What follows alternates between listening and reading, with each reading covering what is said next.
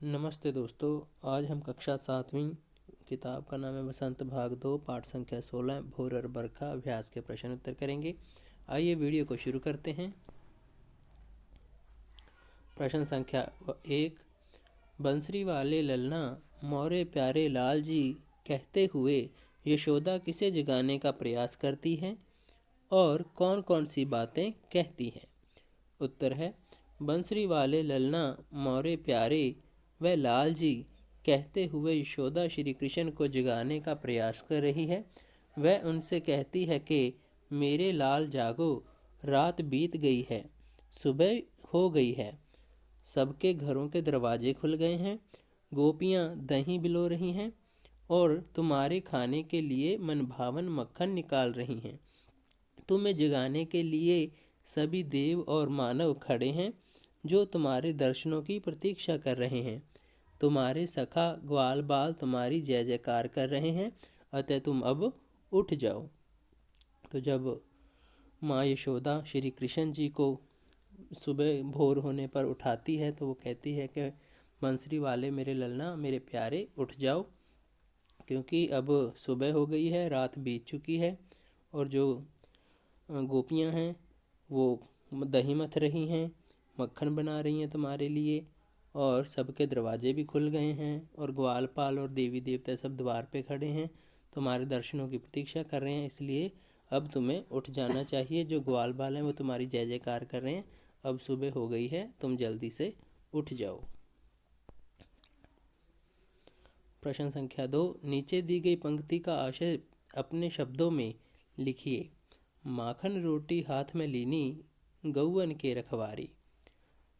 तो उत्तर है, गायों की रखवाली करने वाले तुम्हारे मित्र ग्वाल वालों ने रोटी और मक्खन लिया हुआ है, वह तुम्हारी प्रतीक्षा कर रहे हैं। हे कृष्ण, उठो और जाओ। तो माँ यशोदा जब श्री कृष्ण जी को जगाती हैं और कहती हैं कि तुम्हारे जो दोस्त हैं ग्वाल बाल हैं जो गौवन की रक्षा करने वाले हैं, उन्होंने भी माखन रोटी ली हुई है और तुम भी ले लो और तुम्हारी प्रतीक्षा कर रहे हैं, इसलिए तुम उठो और उनके पास जाओ। प्रश्न संख्या 3। पढ़े हुए पद के आधार पर ब्रज की भोर का वर्णन कीजिए। तो उत्तर है, ब्रज में भोर होते ही ग्वालने घर घर में दही बिलौने लगती हैं, उनकी चूड़ियाँ की मधुर झंकार वातावरण में गूंजने लगती है, घर घर में मंगलाचार होता है, ग्वाल बाल गौओं को चराने के लिए वन में जाने की तैयारी करते हैं। तो ब्रज में जब सुबह होती है तो जितनी भी महिलाएं हैं ग्वालने हैं वो घर घर में दही बनाना शुरू कर देती हैं। उनकी चूड़ियों के जो उनके हाथों में कंगन हैं उन वो छनकने लगते हैं, उनकी छनकार वातावरण में गूंजने लगती है और घर घर में मंगलाचार होता है। तो जो ग्वाल बाल होते हैं वह गौओं को चराने के लिए सभी वन में जाते हैं, जंगल में जाते हैं। प्रश्न संख्या 4। मीरा को सावन मन भावन क्यों लगने लगा। उत्तर है, मीरा को सावन मन भावन इसलिए लगने लगा क्योंकि सावन की फुहारे में मन में उमंग जगाने लगती है तथा श्री कृष्ण के आने का आभास हो गया।